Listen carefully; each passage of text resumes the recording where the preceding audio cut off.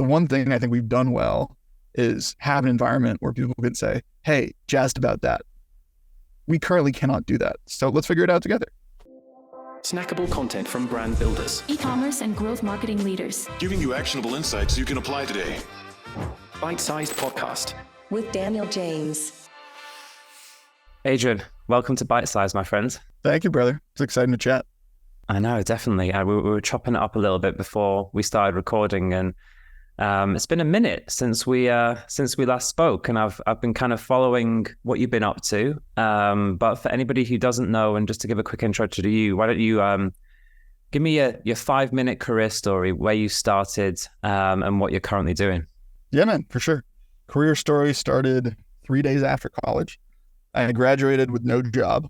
Seriously, I graduated from one of the best colleges in the country and did not have a job for about a week. And 3 days after, somehow finagled my way into venture capital, which I didn't even know what it was at the time. I cold DM'd someone on LinkedIn. And I was like, please let me work for you. I'll move to San Francisco. I'll do whatever you need. I didn't even know what an analyst position was. And I somehow convinced him. 3 days after I graduated, I took a one-way flight out there and just started couch surfing and kind of just finagled my way into VC. VC is really cool, as you know, because your job is to talk to smart people all day, run through those ideas and chop it up with other people to see if their ideas are legit. And then if you want to back them, it's mainly, especially at the early stages, it's just backing really smart people. And if you decide to invest in them, then you get to hang out with them all day. Again, I was not a general partner, so I did not actually have the financial responsibility of what if this didn't work. But I was like a 22-year-old VC analyst. It was a ton of fun. And so that was my first year. I joined a bigger fund out in LA. So I moved down to LA, and then I ended up moving to New York. I was at that bigger fund for about 2 years. And during that time, I'm not sure what my title, maybe associate or something like that. But basically for the first 3 years out of college, I was doing VC. And I was primarily investing in seed stage, both consumer brands, as well as all the Shopify tooling, commerce infrastructure, retail enablement tooling that supported those brands. And on the side, like every good young VC, you're told to start a newsletter and start tweeting and putting out content in order to try to see these deals.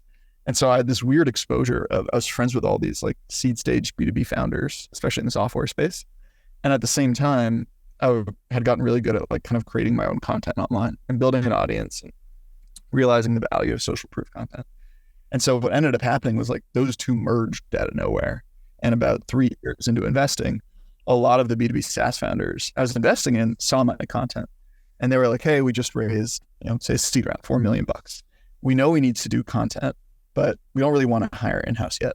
And I didn't think that there was an opportunity here. I wasn't like, okay, I want to go create the next great B2B SaaS content marketing agency.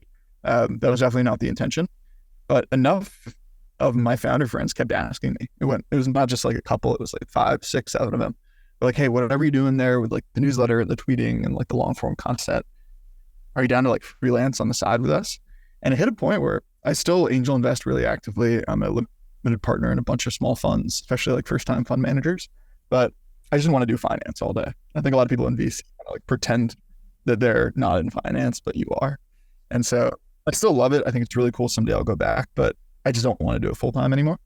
And so it just hit a point where I was there's 6 or 7 founders that will put me on retainer right now to just figure out their content. They're all about these seed stage commerce infrastructure companies, all B2B SaaS. So that's what I got jazzed about. That was about 3.5 years out of college. And that was a year and a half ago. And so that was the kind of launch of Verbatim. I didn't have a name, didn't have anything yet. I basically freelanced and consulted around for a few months. And then it hit a point where it went from 2 to 4 to 6 to 8 clients, all on retainer, all willing to pay more and more capital to essentially figure out what a seed stage or Series A stage B2B SaaS company should be doing on the content front. And that was the initial realization about a few months in, that it was holy shit, the state of B2B content marketing is fundamentally broken. And there's also this really interesting period where company raises $4 million. And as they're figuring out product market fit and going to market, at that seed stage, you don't even have a head of marketing or a head of go-to-market, right? You kind of just have the founder, maybe a BD or sales hire. And then a year later, say, you grow well enough and sign enough customers to raise a Series A. Even then, at that Series A, you're probably just going to hire a head of marketing. You don't really want to hire a head of content yet. And then a year later, at a Series A plus or Series B, then you'll go hire a head of content. And so especially early stages, there's like a 2-year gap where you need to be producing content to generate more pipeline, move leads through that pipeline, and then retain and activate and upsell those leads. Content is critical across all 3 of those outcomes, but you don't want to build it in-house. So to break down the cost for you, and this was really what I got excited about, to hire a truly great head of content, VP of content, who has actually built a content function before, not a kid out of college that's going to write your articles. Very different from writing articles to building a content function that can actually generate pipeline. 2 completely different things. So to build the latter, like a real function, head of content's right now, a good one, 175 base, plus healthcare, plus equity, plus ramp up time, plus recruiter fee, plus negotiation, right? All those interviews that you're wasting time on, right? That's to find a great one. So you're basically looking at 200K all in across all of that, right? And it's going to take a few months to do interviews and you're going to lose time there. And also, what if they're not a good fit? You're going to let them go in a year, do it again. And then the best contents also probably aren't going to do the writing because they're very good at what they do. So then they're going to want a content lead. Good content lead, 75, 80K, plus healthcare, plus equity. And so to build a legit content function, you probably are going to spend about $300,000. And so from seed to Series B, no founder wants to spend $300K on a content function, but they do need some content. And so that was kind of the insert point of, wait, I think there's a play here where retention can be pretty high if we do our job. And our job is to generate pipeline and turn that pipeline into revenue. And I don't know what the model is going to be. I don't know if it's an agency or software company or whatever it is, but I know there is something there because founders basically have a choice. We don't do content, or we try to do it ourselves and we'll waste all our time doing it, or we hire for it and it's $300,000 a year, not just at once. So there's got to be something in the middle that makes sense price-wise, can generate leads and convert those leads into revenue. And that idea became Verbatim. And that's basically what we've been trying to build for the past year and a half. Love that breakdown, man. That's really cool. I love that. I love how some of the best companies start with, you see an opportunity, you figure out a way to do it at a more cost-effective and scalable route for multiple people. So congrats on identifying that, because that's the first challenge, right? Figuring out where the opportunity is. When you talk about like these, content engines then, right? Like you said, you're building content engines for these B2B SaaS companies to generate lead lead generation and demand. What's the process? So when you're working with a company for the first time, what does that look like? What is a content engine? First, to describe the terminology or to define engine is any repeatable motion or repeatable system that drives you to whatever outcome you want. So there's a big difference between haphazardly writing articles and pushing them somewhere to the ether and hoping they do something, and something that is repeatable and scalable and has owners along that workflow with a well-defined scope and workflow along the way. And so for context, the reason that early stage companies really need to do this, and growth stage companies, is that any good VC at a Series A, Series B, and growth is basing a lot of their investment not just on, you went from 5 logos to 25 logos. And even if the pricing is good and the revenue retention is good and the cohort retention is good, even if that's all nice, if you got those 25 customers, probably just through your network and through kind of hustling, you need to have scalable systems and engines to get you to the next 100 customers and the next 400 customers, right? So when a Series A investor decides to put $20 million into a company, a lot of what they're investing in, as a former VC and I'm friends with a lot of investors, what they tell me is we want to see repeatable, scalable, go-to-market engines. And so the reason we frame it as a content engine is because we're working with those seed Series A and Series B stage companies. And so it's not only framing it because they understand they need to do this, but it's framing it in the lens of we're building the product, or in this case, the service that will substitute or help support or amplify the engine that you're building. So we really try to define terminology up front of we're not just here to write articles. We're here to build a scalable, repeatable process that will get you leads. And again, zooming out, a content engine is just one lever within a go-to-market motion, right? You need not only a growth function, but a growth engine that is repeatable. You need not only, haphazard SDR running around. You need a sales engine that will repeatedly close new business, both inbound and outbound, right? So you can go through revenue, growth, sales, BD, partnerships, content. Every single one of those needs to be repeatable. And so when it comes to, if you want to pull the content lever within a go-to-market motion, cool. Let's make sure there's a real engine and repeatable function behind it. What that actually means in a live workflow, I can walk you through it. Say we kick off with a new customer. The only note is it's definitely not rocket science. And you can probably figure this out if you just focused on it for a few weeks, maybe longer, but like a few months. It is a logistical nightmare. That's why most agencies exist, because there are certain things that companies do not want to do because they're a nightmare to manage. And because at some point they're going to break no matter what. Like we have this happen a lot where we'll go through 10 rounds of QC and make sure like people are at the final points, reviewing every single thing. A client will review it, a guest will review it, and we're writing 10 different social copy variants or email variants. And finally we ship and there's a little typo in something. And it's like, again, it's just a logistical nightmare. It's like, okay, is there a round of QC that's needed? And so again, I should state that up front. Like people can figure this stuff out. And hopefully a lot of the content we produce, a lot of the time I'm active on Twitter or LinkedIn, is trying to share this stuff. The reason people hire us is, yes, you get to skip some steps, but it's dealing with like the nightmare that people don't want to manage on a daily basis. And so to walk you through the workflow, if you were starting a B2B SaaS company, you just raised $10 million. We basically break it up in 3 phases. You got strategy, execution, and distribution. So what a content engine looks like is those 3 parts. A lot of people think, oh, I'll write articles. Writing articles does not have strategy nor distribution. That is just kind of like half-ass execution. So a real content function has all 3. So if we were to kick off right now, if this was our session, we'd start with content strategy. What that means is starting with your ICP. And what we like to frame it as is if this was a live sales call, if I'm the prospect and you're pitching me about working with your company or your agency or buying your software, what are the 2 pain points or 3 pain points that I came in to solve or think you can help me solve? What are the top 2 to 3 objections that I have on this call, right? Is it, how does this work? I have no idea. Is this, who else is working? Who else is using this? Is it, what were the results? Is it, what is the pricing? Is it, does this integrate with X, Y, and Z, right? And then what are the 2 to 3 outcomes that I'm looking to achieve? Like if I go buy your software, what is the perfect world? What are those 2 to 3 things that like, I know I'm going to get as outcomes or goals that I want to achieve? And so just based on that, right, a live sales call, again, the goal of building content engine is to generate leads and close those leads. So we like to start at that last step. Okay, you got a live lead. What does it look like? And so that conversation that we just had, pain points, objections, desired outcomes, you break it down to the top 2 or 3. Those are your pillars, right? So a lot of people start content strategy and a lot of people just open like, what are your pillars? Oh, well, we care about the future of subscription software, the future of loyalty. Like that's not a pillar at all because the customer doesn't care about that. They don't care about the future of loyalty. They care about you addressing the second objection that they had in mind, or you painting the perfect outcome for them, or you just directly addressing and solving their pain point.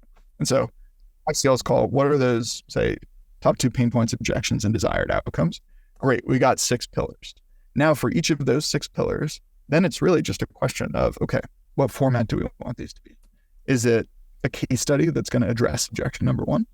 Is it a use case or customer success story, a little different than a case study, that's going to paint that perfect picture for, desired outcome number 3?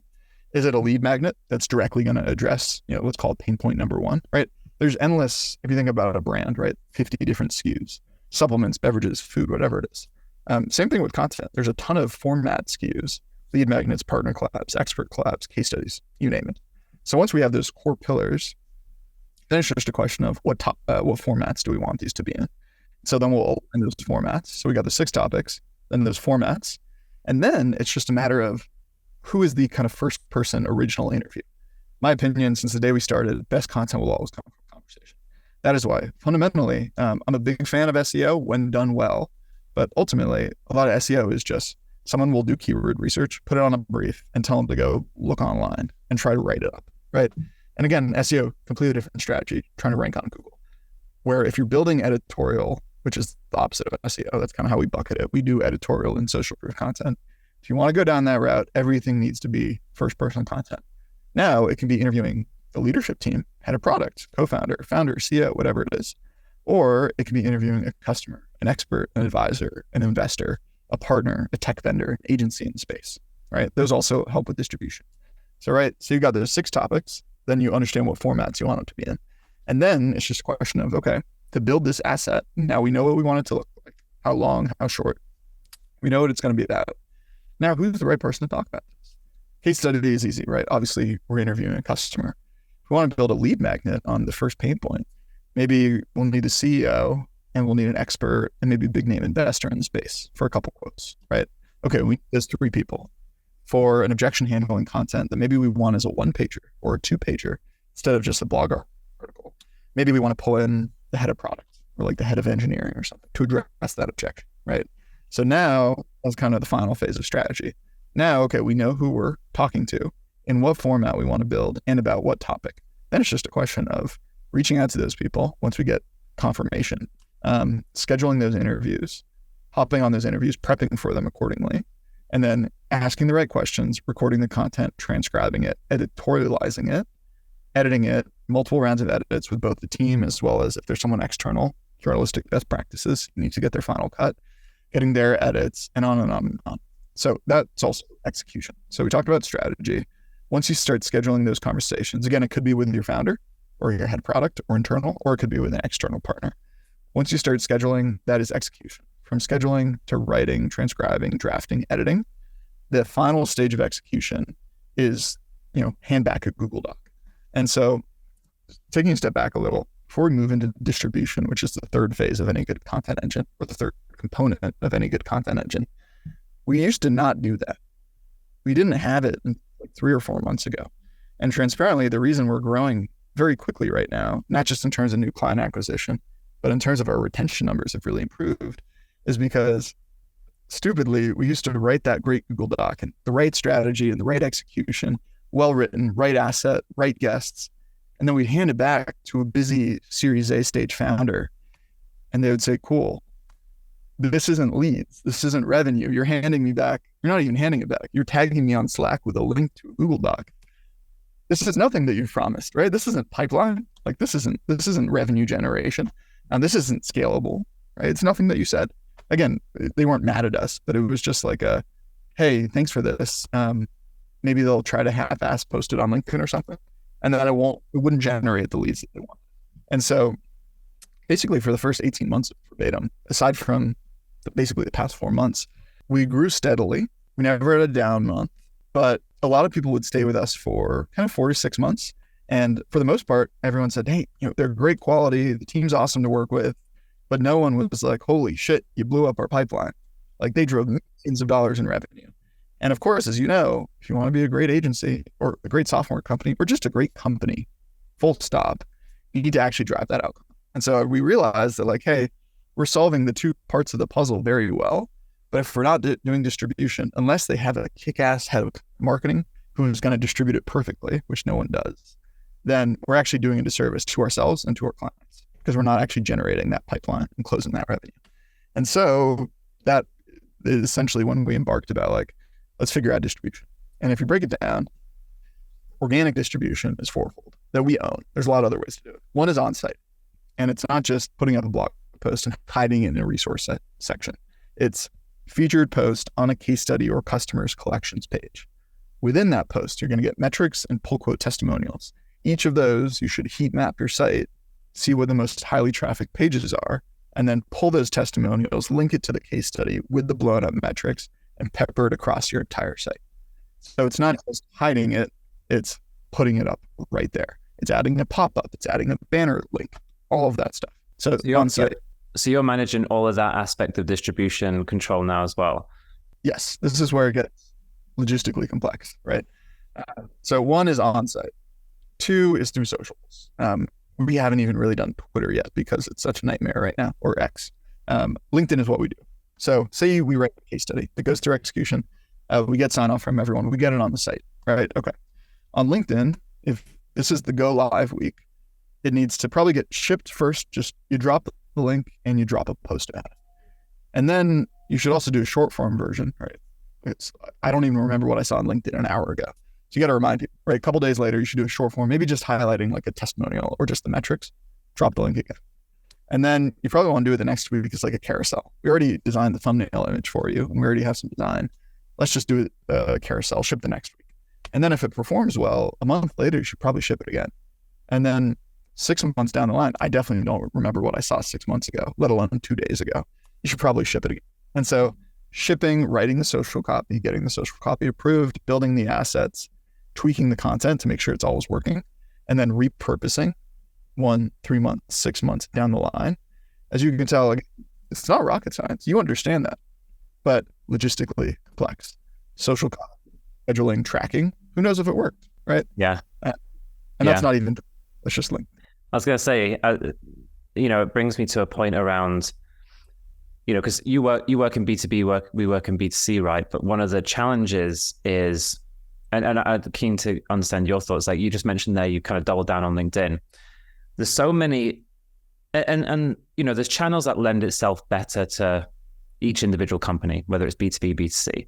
I imagine one of the things you're thinking through is, well, when it comes to distribution, we need to be in the right places. That requires more scale. And we know that content needs to be really native to that platform. And Twitter, to have any form of impact, right, you probably need to be posting a couple of times a day. How are you thinking that through? How do companies think that through in terms of like where to be, where to show up? And how important do you think it is to be super native to the platform distribution? I think it's critical to be super native, and that's why we really haven't done Twitter. Like we have some clients that are like, I don't really care, just repost it on Twitter, and we'll do it, right? Like they essentially don't care, and it doesn't get as good traction. One of the reasons is that most founders, right? So say we're working with you guys, right? You got a big team. We're ghostwriting for your profile, not ghostwriting in the sense that we're shipping every day, but the asset that we want to ship, we'll ghostwrite the copy for those distribution assets and ship it for you, right? Some people say, hey, just push it on Twitter too. It's never going to perform as well.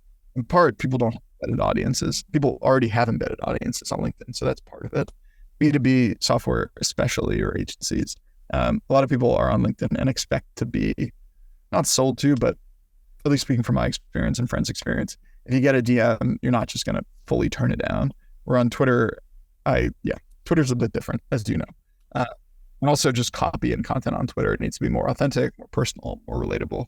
But again, one reason we haven't leaned into it, A, it's more complex, but B, we don't want to be a ghostwriting agency. A lot of people will say, hey, we'll pay you an extra $5,000 a month to write our socials.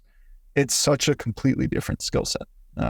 Copywriting and long-form content, completely different skill sets. We've had to learn copywriting because we needed to do distribution, but we only do it enough in that we'll do it on site and we'll do it on LinkedIn. And then the third and fourth channels, just jumping in those quickly, is inbound email flows, nurturing sequences, as well as email campaigns like newsletters or one-offs, and then sales enablement assets. Those are kind of the four things. And for each of those, say that original case study, to be on an email flow, you need separate copy, right? For a sales enablement asset, it needs to be distilled on a deck. It can't just be the full thing. So for each of those, we've had to learn copywriting, completely different skill set, as you know. But again, to do like a full ghostwriting agency, that's pure copywriting. It's not distributing an asset. It's a completely different skill set. So we've been wary about getting pulled a little too deep into that. I'm really interested about, going back to the kind of start of things, because, you Verbatim started as freelance, right? So talk a bit more about how have you looked to build the company? How have you gone from, and what are the steps and challenges been between you doing this for a couple of clients because you owned all the skill sets to be able to do it, to developing an agency now where you have teams doing it and functions doing it? Talk a bit more about the challenges and the progression and what you really had to think through to make that effective as you scale. This can be a part 2 conversation. Right. Number one, still learning. I'm 27. I've been doing this for 18 months, a little longer. I have no idea what I'm doing. Like truly, on a day-to-day basis. The core of Verbatim, and I tell this to our team all the time, I have never done this before. And so my brilliant idea was, hey, let's just get a lot of smart people in the same room and let's try to figure this out together. So like when we're onboarding new clients in new verticals, right? There's one thing for me to say, we're excited to go out market with bigger contracts and new verticals that we never pioneered before. And then I was talking to my team before this, and they say, I'm on board. That sounds exciting. We've never done that before. We need new workflows, new scopes, new writers with experience there. We need new onboarding materials for bigger clients. We need new pod structures, right? So the one thing I think we've done well is have an environment where people can say, hey, jazzed about that. We currently cannot do that. So let's figure it out together. That's one thing that, again, we're very early days into this, as we were talking about before, but that has been useful. Smart people, open dialogue, like as transparent communication as possible about what we can do, what we can't do, what we're excited about, and also like a ghostwriting shop. No one really wants to do that. That's not why we're here. So let's not go that direction. And then I'd say the second point, just in terms of scaling, the best analogy I've heard, I don't know if you heard this, the Andrew Wilkinson from Tiny, when he was starting MetaLab, his analogy of like running a restaurant was the best thing. Like imagine you have like a bake shop or a coffee shop or something. At first, it's like you and maybe your partner, or you and one person, and you can kind of like divide responsibilities, but you're still creating the recipe and baking it and doing the prep and the cleanup, and then you're rushing back to the front and you're doing the customer service and you're trying to create a rewards program and you're at the cashier and you're checking them out. So you're doing all these things. But if you actually want to become a chain of these or build this into something much bigger than yourself and actually leave a legacy, very much what we're trying to do, build something bigger than I ever could. The way to actually do that is you can't pretend you can do everything. And so what we're trying to do, and what the best chefs and restaurateurs in the world do, hire a lot of talented people, create a menu, and then ensure excellence across every vertical of the company, right? That's what the best, Danny Meyer, best restaurateurs in the world do.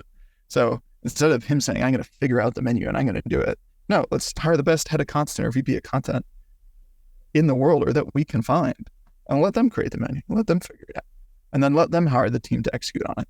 And so increasingly, I feel my bar or my role as we scale up, as I'm sure you felt this too, it's hire great talent, not only pay them decently well, pay them very, very, very well so that they're happy and they stay, and also don't overwhelm folks and burn them out, as we were talking about before.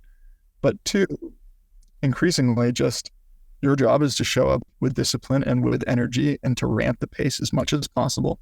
Again, without burning people out or without pushing people's buttons or going above and beyond, but showing up every single day and trying to drive the pace. And that's the one thing that I haven't learned. Like some days I'm tired, like I woke up at like 6 a.m. this morning. I couldn't go back to sleep. I'm exhausted. But some days you just have to show up and deal with meetings and, put your best face forward. And so that's definitely a part I struggle with. But again, it's your job to if you're on a one-on-one with a new team member, sorry, I'm tired today. It doesn't cut it. And so that's something that I'm still learning. I don't know if you have any advice for, but that's the tough part. One thing I'll say about that is there's no point at which that ends. So, with, and I also think it's just something that all founders go through, right? So, myself having built and sold an agency, now part of a bigger agency with people who have done that before, and just, I think I'm fortunate in my network of friends to have people who have achieved things bigger than I have, right? And what I always like is, not that I necessarily need the reassurance, but it's like the things you're going through, everyone goes through, and it means you're kind of on the right path, which, I it's like, why do things become platitudes? It's because they're true. Like these things are true. And I think at different growth stages of any company, you reach similar inflection points to how other people have gone through their journey. So I think, and you're probably doing this, but I think what really helps with that is just having a network group of people who are further down their journey than you are. Because oftentimes you can think, well, shit, I'm going through all these challenges. Like we've got a really shiny exterior. The clients think everything's buttoned up and we're spinning plates in the background trying to figure everything out. And I'd say that that's very common. So when you can talk to people who have gone through that stage, it's nice for the reassurance perspective, but also they can give you certain tips on, well, how do you structure things? How do you think about workflows? What's the best way to bring in managers? How do you incentivize them? What do you look for when you're hiring? All those sorts of things. So, man, I mean, we were talking before the podcast. I think you're doing an incredible job, and everything you're doing and everything you're going through is what I went through and everybody else probably building, especially service-based companies, went through. And I think you're doing all the right things. So hopefully that gives you some reassurance. Impromptu therapy session. I appreciate it.